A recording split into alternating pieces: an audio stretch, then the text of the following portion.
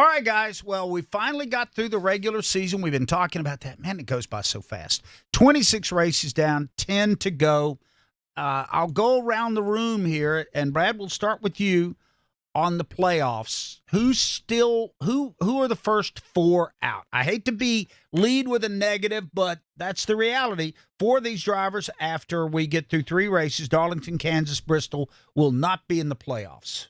Who are the early exits? Definitely. Well, in the world of what have you done for me lately, Ricky Stenhouse Jr.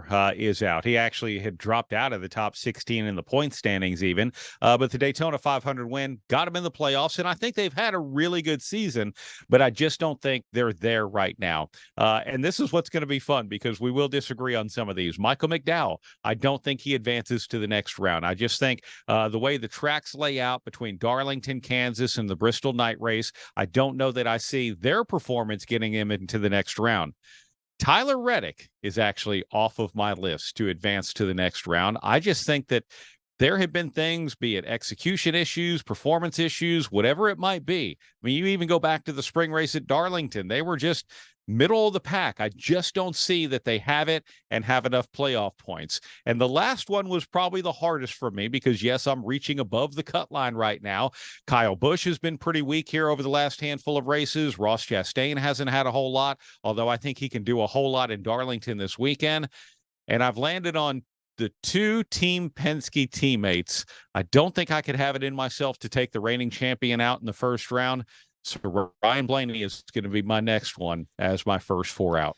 Wow. So for purposes of review, Brad Gillie puts to the side Ricky Stenhouse Jr., Michael McDowell, Tyler Reddick, and Ryan Blaney. Bold choices, Brad. I applaud the fact that you kind of went out there maybe on the proverbial limb. So real analysis went in. I'm so glad that you did that before me. I have mine written down. So these are the ones that I had before we even started this segment.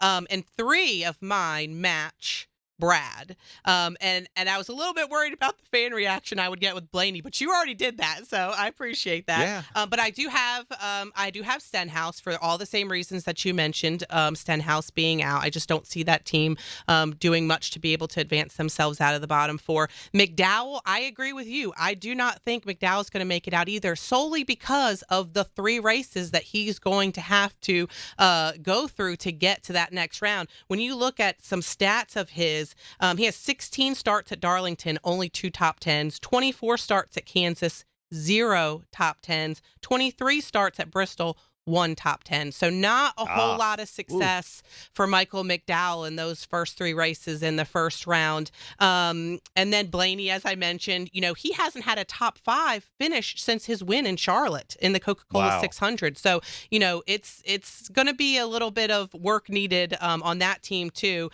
And my last one is Kevin Harvick. Now, I know you talk a lot about what have you done for me lately, and I know you say Kevin Harvick does Kevin Harvick things, but to be honest, he hasn't been doing a lot of Kevin Harvick things this year. So what have you done for me lately leads me to say Kevin Harvick is going to be in the bottom 4. So Alexis says Ryan Blaney, Ricky Stenhouse Jr., Michael McDowell, and Kevin Harvick do not make the cut. They will not advance to the final 12. For my 4 picks, I'm going to echo a couple that you guys had. Ricky Stenhouse, I just don't see it. They've had a decent year backing up their Daytona win, but I don't know that they're going to have what it takes, although he's pretty good at Bristol. He is. He's pretty decent there, but he's never rung the money bell there, so we'll see what happens. I'm going to go with Kevin Harvick, too. I don't think that team's consistent enough. Stewart-Haas Racing has endemic problems and issues, and I just don't know. I'd like to see it. I think it's a great story in his final season that Harvick could get into the round of 12. I'm not seeing it. I said it earlier in the show. I'm not going to back away from it. I don't think Bubba Wallace makes it. I think there's a reason that team is the 16th seed. They're the 16th best team out there. I don't see them jumping up into the top 12. Maybe they surprise me. Kansas is a good racetrack for him. He could possibly do something. And the other one, Brad referenced this guy, Ross Chastain. I just figured since Nashville, he's been nowhere to be found. And I like Ross. Ross has appeared on our network a couple of times, has done a great job. I think he's a wonderful personality for this sport, but Ross Chastain, I think it will be a bit of a long shot if he makes it in the final 12. Quickly, guys, Southern 500's coming up, big race. Brad Gillie.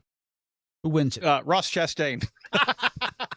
I'm sorry, I couldn't resist. Excellent pick. Oh, man, I'm going Alexis. Truex.